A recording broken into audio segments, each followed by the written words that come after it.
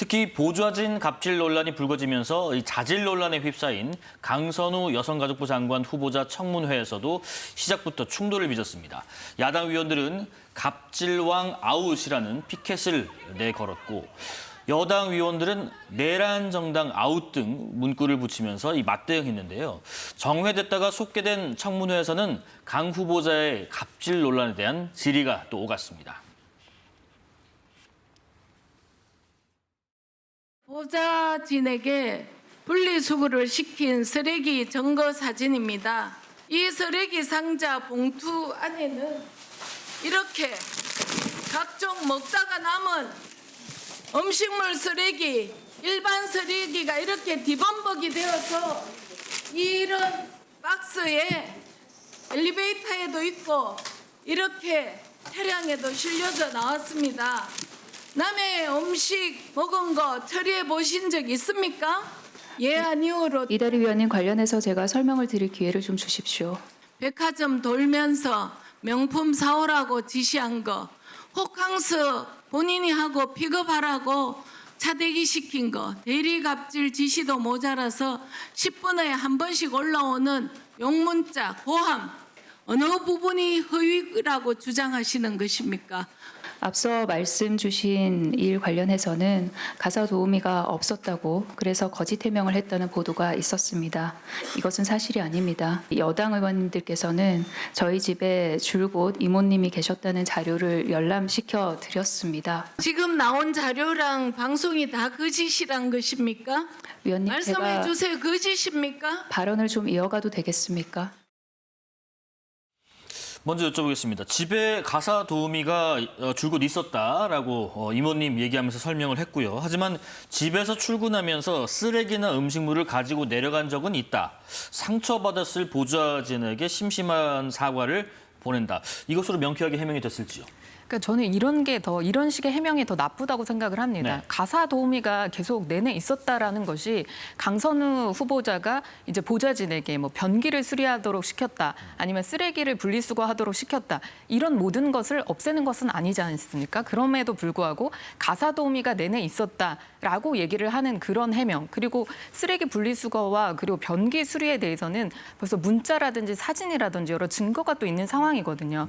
그럼에도 불구하고 강선우 후보자는 이제 그 보좌진을 2명을 또 특정을 해서 그 보좌진을 이제 고소를 하겠다. 그러니까 피해자들에 대한 그런 2차 가해로 이렇게 대응을 하는 그런 모습이 이제까지 강선우 의원이 사회적 약자에 대해서 상당히 이제 좀 앞장선 그런 의원이었다. 그리고 태움 방지법으로 이제 본인의 그 의원으로서의 그런 뭔가 몸값을 상당히 높였는데 지금 와서 보면 입으로는 정말 약자를 위한다라고 하지만 본인의 행동으로는 정말로 자기에게 소속되어 있는 그런 보좌진들에게 그런 일을 시킬 수 있는 것인가. 저희가 그런 부분에 상당히 충격적인 그런 상황인 거거든요. 네. 그런데 이렇게밖에 해명을 하지 않는다는 것은 정말 국민들이 바라보고 계시는 이 인사청문회 얼마나 우습게 생각하고 있는 것인지, 그냥 또 뭉개고 지나가면 된다, 이렇게 또 생각하는 것이 아닌지 참 안타깝습니다. 물론 뭐 청문회 오늘 과정에서 법적 조치할 계획은 없었다라는 설명을 하긴 했습니다만은 관련해서 좀 논란이 있었고 또 그 지역 보좌관에게 그 비대 설치 관련된 뭐 조언을 구하는 차원이었다라는 설명을 또 했어요. 그렇습니다. 그러니까 이제 비대 설치와 관련해서 이른바 갑질이 있었던 것 아니냐, 이제 이런 논란들이 있는 상황인데요. 네. 이에 대해서는 일단 회관에 근무하는 보좌진이 아니라 지역사무소, 그러니까 자택에서 차로 2분 거리에 지역사무소가 있다라고 하는데 그곳에 근무하는 보좌진에게 조언을 구하고 도움을 받은 것이다라는 취지로 설명을 했습니다. 특히나 관련 부품 업체를 통해서 부분들을 해결했다라는 취지의 이야기도 나왔고요. 특히나 이제 그 과정에서 상처받았을 보좌진들에 대해서 또 사과의 이야기를 또 했기 때문에 이런 사과의 모습들이 또 국민들께서 어떻게 판단을 해주실지, 결국 가장 중요한 것은 국민 눈높이에 맞느냐, 이 부분일 것이고요. 오늘 청문회 과정을 끝까지 지켜보신 국민들께서 어떻게 판단해 주시는지, 이게 가장 중요한 문제라고 생각합니다. 지금 또 하나가요. 지금 증인이 없다. 그러니까 이제 의혹과 무관한 증인 2명만 채택된 맹탕 청문회다 이렇게 지금 비판하고 있죠.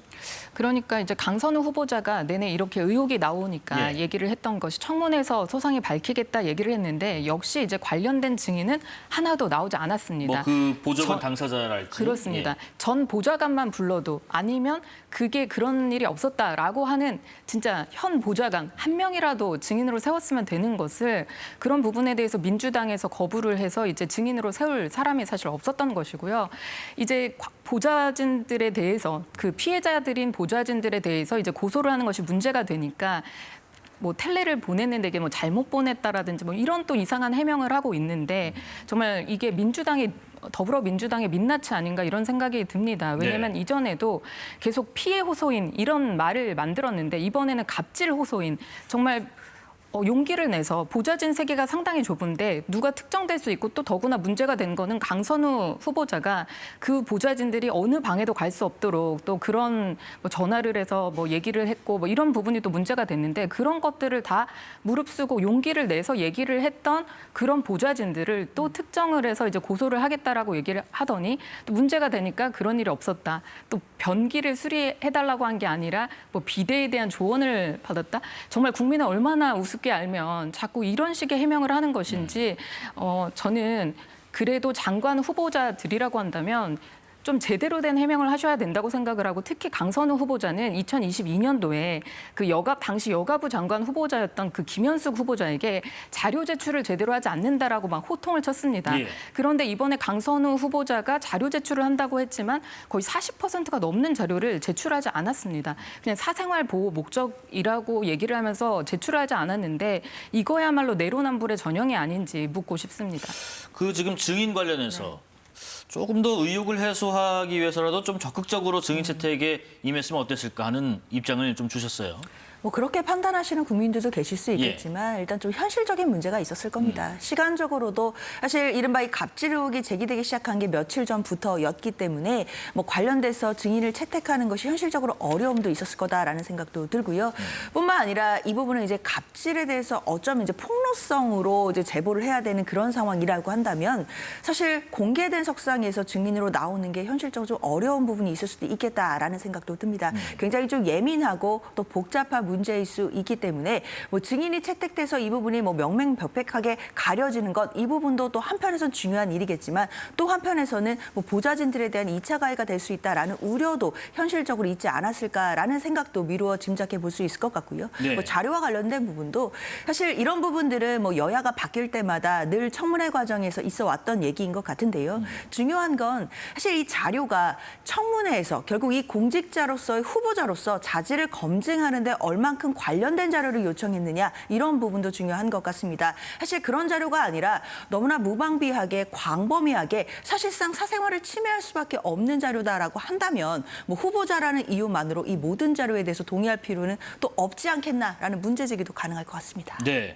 아까 잠깐 언급해 주신 그 내용 있잖아요. 뭐 직장 내 괴롭힘 의혹 관련해서 뭐 일부 보도가 된 바도 있는데 강선우 후보자 주도로 뭐 의원실 내에 조직적인 왕따와 사직 유도 또 퇴직 후에 취업 방해가 뭐 있었다라는 내용으로 보도가 한 언론에서 됐는데 이게 만약에 사실이라면 어떤 좀 문제가 있을 수 있나요?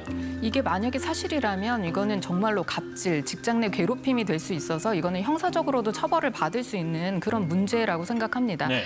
이게 지금 이제 대나무 숲 여의도 옆 대나무 숲이라는 데가 있는데 예, 그게 예. 이제 국회 사무처 직원들이나 국회 보좌진들 여러 명이 익명으로 이제 게시물을 올릴 수 있는 그런 대화방입니다. 뭐 현직임을 인증해서 들어가는 그런 예. 비공개 방이죠? 예, 맞습니다. 그래서 모든 이제 들어오는 분들은 현직인 그런 이제 직원들이 많은데 거기에서 계속해서 올라오는 것은 강선우 후보자에 대한 안 좋은 그런 얘기들, 그러니까 갑질 사례들 뿐입니다. 지금 이제 얘기를 해서 더 문제가 되는 것은 보좌진들이 정말 그렇게 해서 내부 고발을 했는데 처음에 얘기 나온 것은 그게 사실이 아니다. 증거가 있음에도 불구하고 사실이 아니다라고 얘기를 하고 그 보좌진들이 상당히 이상한 사람들이었다. 이렇게 얘기를 하고 있는 상황에서 그 대나무 숲 깊이 이제 들끓는 그런 글들 중에 하나가 민주당에서는 보좌진들을 이렇게 대우를 하냐. 내부 고발자에 대해서 고발을 하겠다라고 얘기를 하는데 누가 이렇게 보좌진을 하겠냐. 이런 얘기가 있고요. 또 민보협이라고 있습니다. 네네. 이제 민주당 보좌진 협의회인데요. 저희 국민의힘도 있고요. 이 보좌진 협의회에서는 그럼 이런 보좌진들을 보호해주지 않고 정말 무방비로 내놓고 모르는 척하는 것이 이게 맞느냐 이런 의견들도 올라오고 있습니다. 그리고 단 한 명의 보좌진이라도 네. 강선우 의원이 그런 사람이 아니다, 그런 일을 하지 않았다라고만 해도 의혹 해소가 될 수 있을 텐데 지금은 계속 의혹이 양산이 되고 있는 그런 상황이고요. 아니라고 얘기하는 사람이 정말 단 한 명도 없다.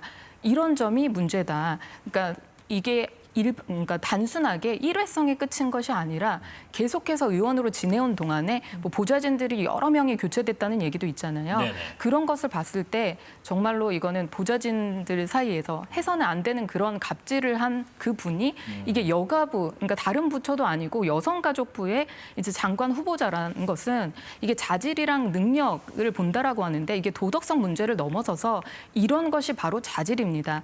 이분이 정책을 낸다라고 하면 도대체 어떤 정책을 낼 수 있습니까? 이전에 저희가 태움 방지법이라는 게 직장 내 괴롭힘을 예. 이제 방지하는 그런 법안을 냈는데 그 법안을 낸 여성 의원에게 우리가 정말 찬사를 보냈는데 그 의원이 실상하고 있었던 것을 보면 정말 거리가 상당히 멉니다. 이런 부분에 대해서 여성가족부 장관에게 우리가 무엇을 기대할 수 있을까요? 그분이 내시는 정책이 과연 이게 정말 진정성이 있는 것인지 어떤 정책을 내놓기, 그러니까 그분만큼 뭐 적격자가 그러면 없는 건지 더불어민주당은 인물이 이렇게 없습니까? 네네. 이렇게 되묻고 싶습니다. 지금 민주당은 강선우 후보자 관련해서 국민 눈높이가 가장 중요한 기준이다라고 밝혔는데 사실 국민의힘이 반대해도 민주당 단독으로 청문회 통과도 가능한 상황에서 무엇보다 중요한 거는 국민의 평가가 아닐까 싶은데 앞으로 변수도 역시 민심이 될까요?